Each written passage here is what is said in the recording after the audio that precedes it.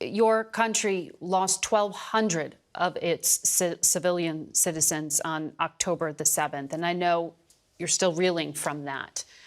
But what we're seeing in Gaza right now with Hamas and this concentration of very intense fighting around Al-Shifa hospital, if that is indeed Hamas's command center, does that mean this war ends if you take control of it?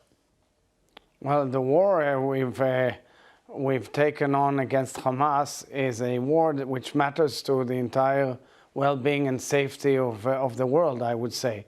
And therefore, our main aim at this stage, following the atrocities we've gone through on October 7th, is to uproot the capability of Hamas. It doesn't end in Shifa Hospital. They're based all throughout Gaza. I know you have personally met with many of the families of the roughly 240 hostages being held by Hamas and other terror groups. Can you explain why Israel is reportedly now considering releasing Palestinian women and children from your prisons in exchange for some of these hostages held by Hamas? I don't want to give any illusions.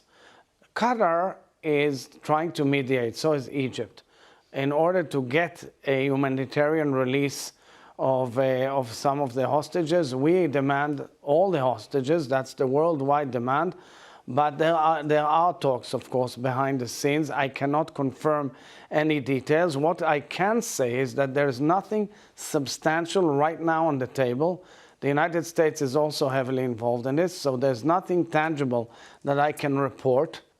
I ask because in the past, Israel has flatly refused that Hamas proposal to release Palestinians from prison. Are you saying that's a false report? It's not the same.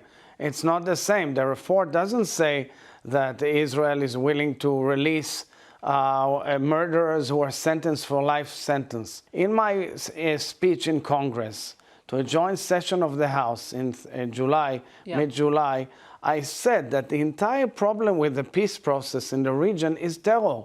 Terror is undermining the entire ability to move forward.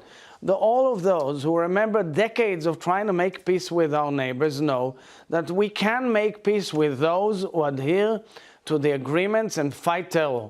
Unfortunately, a nation which supports and hails terror cannot be a partner, and we've seen the atrocious results.